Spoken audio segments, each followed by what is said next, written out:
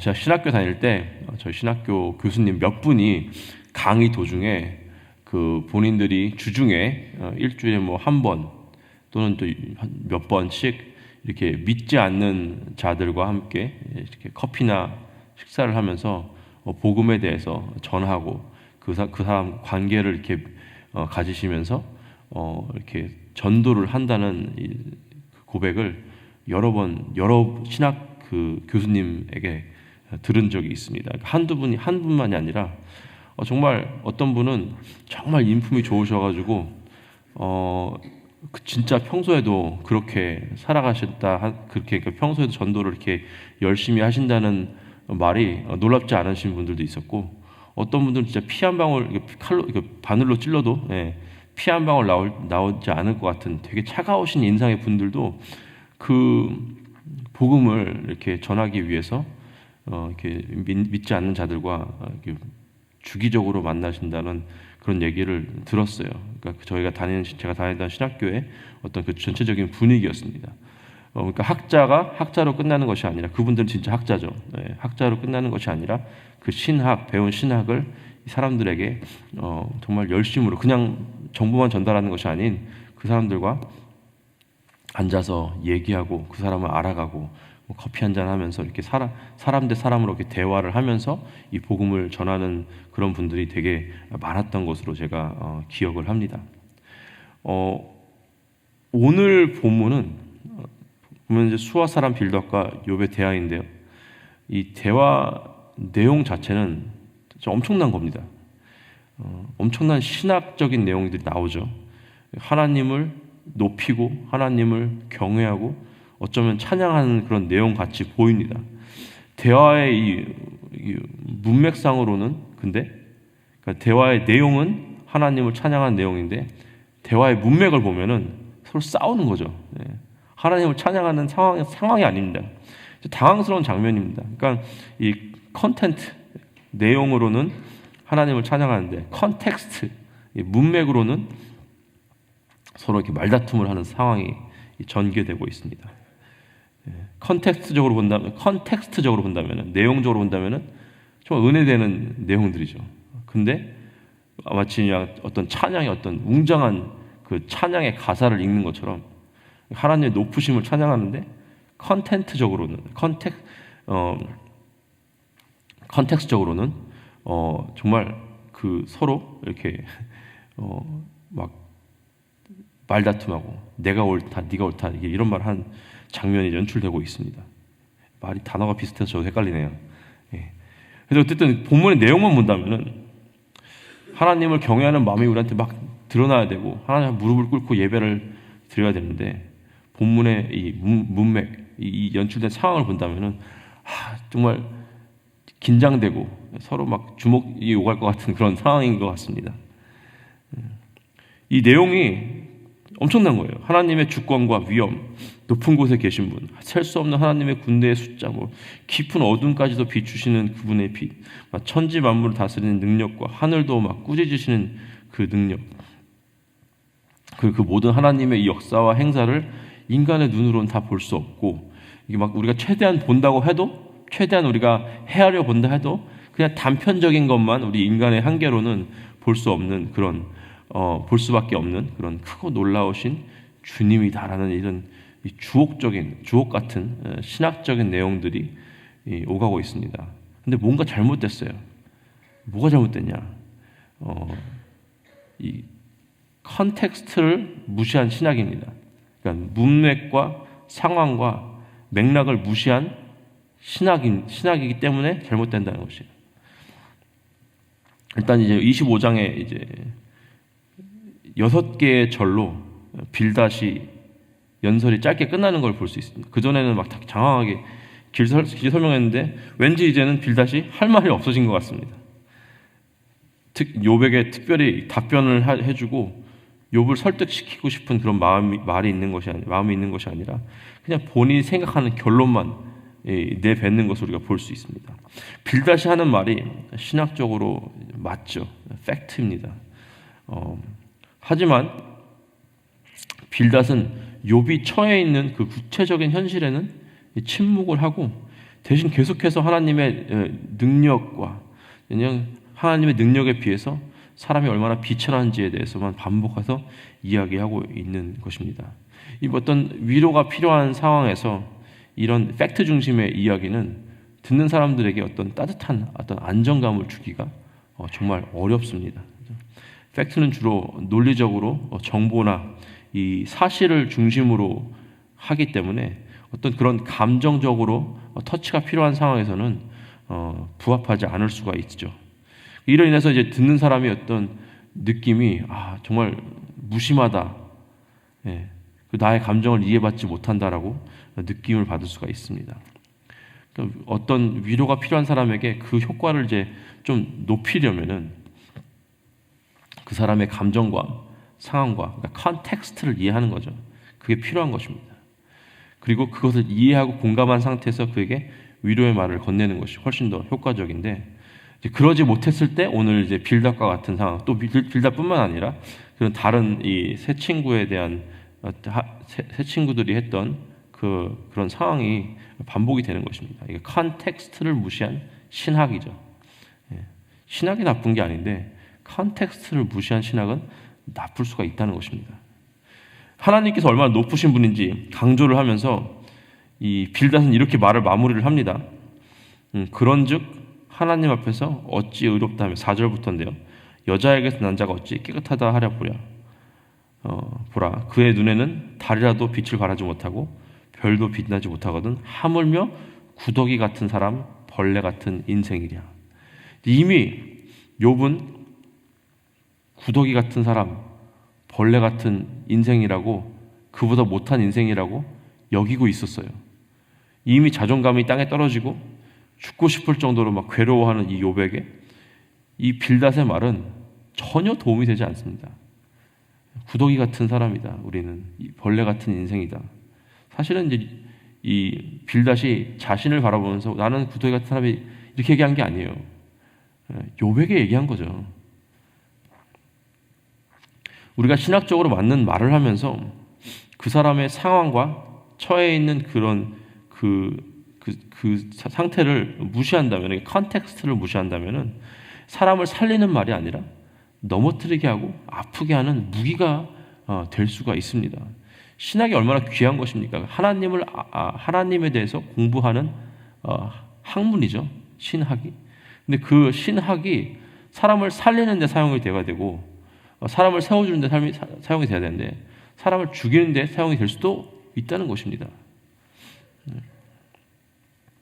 자신이 막 어떤 큰 잘못을 했어요. 그래서 그 죄 때문에 괴로워하고 이미 죄책감에 막 시들리는 사람에게 막 먼저 이제 죄를 용서하시는 하나님의 은혜를 전해야 될 때가 있습니다. 근데 막 그 사람에게 막 심판의 말만, 이미 괴로워하고 있고 이미 죄책감이 들어 있는데 심판의 말만 전하는 것은 그 상황에 맞지 않는 것이죠. 어떤 두려움 가운데 있는 사람에게는 모든 상황에 어떤 주권으로 역사하시는 하나님의 그 능력을 전해야 될 그런 타이밍입니다. 올바른 신학이 적절한 컨텍스트에, 적절한 타이밍에 사용되어야 할 것입니다. 4절 보시면, 26장 4절 보시면 욥이 답을 하죠. 내가 누구에게 향하여 말하느냐? 누구의 정신이 내게서 나왔느냐? 안 듣는 거예요. 들을 수가 없습니다. 그 얘기를. 그러니까 콘텐츠만 강조한 신학, 컨텍스트를 무시한 신학, 그러니까 문맥을 무시한 신학이 똑같은 게 뭐냐면은 내용만 강조한 신학입니다. 내용만 전달하는 거예요. 사람들이 듣질 않습니다. 특히 요즘에는 이 지식과 정보가 넘쳐나는 세상 아닙니까? 정보만 전달하는 것은 오히려 역효과가 일어날 수가 있습니다. 예수님도 그렇고 예수님 제자들도 그렇게 사역을 하셨는데 무작정 복음만 전하기보다는 그 사람과 이렇게 눈을 마주치면서 그 사람의 영적인 필요가 무엇인지, 또 그 사람의 마음이 어떠셨든지 이제 파악을 하셨던 예수님의 그 모습을 우리가 여러 번 복음서에서 발견할 수 있죠. 요한복음 4장의 그 수가성 여인에게 어떤 그 삶에 채워지지 않는 영적인 목마름을 보시고 알게 하셨죠. 그 사람의 필요가 뭔지, 그리고 복음을 전하셨습니다. 맹인에게는 직접 침으로 흙을 개셔가지고 손으로 직접 눈에 바르시고 눈을 뜨게 하시고 또 복음을 전하셨죠. 외롭고 소외당해서 그리고 죄책감에 막 시달렸던 삭개오에게 내가 오늘 너의 집에 거하야겠다. 그 삶에 들어가시는 거죠. 이처럼 그것도 베드로와 요한도 그랬어요. 미문에서 사람들 눈도 못 맞추고 그냥 고개 푹 숙이면서 그냥 한 푼 줍쇼 했던 그 안질뱅이에게 눈을 마주치면서 돈보다 더 필요한 그 삶에 돈보다 더 필요했던 예수님을 전하는 것을 우리가 볼 수 있습니다. 어떤 사람에게 어떤 신학적인 내용이나 그 복음이 심어지기 전에 그 마음의 문을 여는 열쇠는 바로 우리도 예수님에게 받았던 그 따뜻한 그 사랑입니다. 물론 때로는 이제 세례 요한처럼 막 호통치면서 복음을 선포할 때도 있어요. 그렇죠? 근데 그분도 세례 요한도 그 상황에 맞게 하신 것입니다.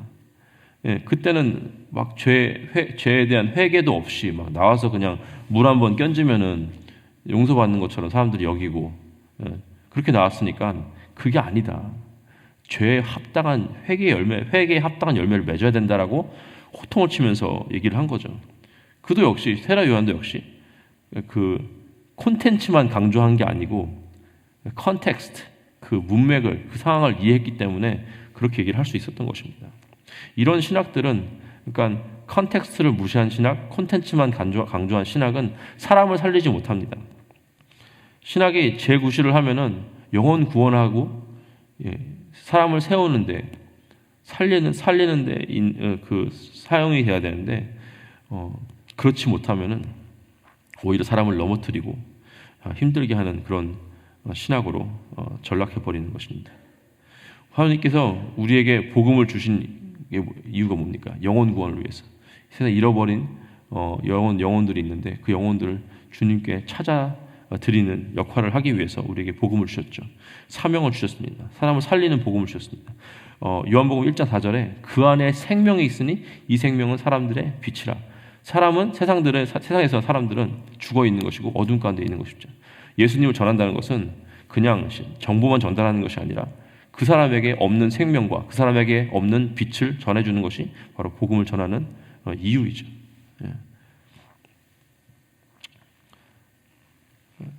근데 이런 신학이 우리가 갖고 있는 이 귀한 이 하나님에 대한 지식과 이 은혜가 사람을 살리기 위해 사용되는 것이 아니라 때로는 나를 자랑하기 위해서 나의 우월함을 나타내기 위해서 그런 무기로 사용되는 경우가 있습니다. 그게 바로 이제 오늘뿐만 아니라 욥기에서 나오는 이런 엘리바스 빌닷과 이 소발이 하는 행동들이죠. 욥기 26장 본문 이제 14절 보시면 이렇게 나와 있습니다. 보라, 이것들은 그의 행사의 단편일 뿐이요 우리가 그에게서 들을 수 있는 것도 들은 것도 속삭이는 소리일 뿐이니 그의 능력의 우레소리를 누가 능히 헤아리랴. 적어도 욥은요 자신이 알고 있는 그 하나님에 대한 지식은 단편적인 것이라고 고백을 하죠. 우리가 하나님에 대해서 아무리 평생 어떤 신학을 공부하고 학자라도 하더라도 얼마나 알겠습니까? 하나님의 그 광대하심에 비교하면은 인간이 아무리 평생을 공부한다 하더라도 알 수 있는 것은 하나님에 대한 단편적인 이야기죠. 어쩌면은 바울이 이렇게 고백을 합니다. 에베소서 3장에 이렇게 얘기를 합니다. 능히 모든 성도와 함께 지식에 넘치는 그리스도의 사랑을 알고 그 너비와 길이와 높이와 깊이가 어떠함을 깨달아. 그러니까 하나님 만약에 하나님께서 하늘과 같이 이게 높으신 분이라고 우리가 표현을 한다 해도 하나님의 광대하심은 하늘의 지금 우리가 보이는 그 하늘의 광대함과 같다라고 우리가 표현을 한다면은 우리가 이해할 수 있는 하나님은 우리가 눈을 들어서 볼 수 있는 우리 이스트 엘머스트 23가 위에 있는 하늘밖에 안 되는 거예요. 그렇다고 그러면은 우리가 지금 눈을 들어서 하늘을 봤는데 비가 와요? 그렇다고 모든 하늘에서 비가 내리는 건 아니죠.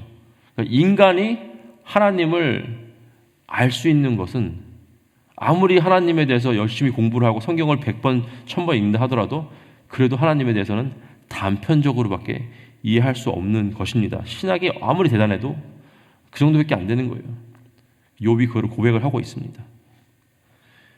빌닷은 자신이 하나님에 대해서 안다고 자신만만해하고 그 단편적인 지식을 가지고 위로와 세워짐이 필요한 욥에게 오히려 깔아뭉개고 무시하는 그런 말을 하는 것을 우리가 보면서 혹시 그런 모습이 우리에게도 있지는 않나.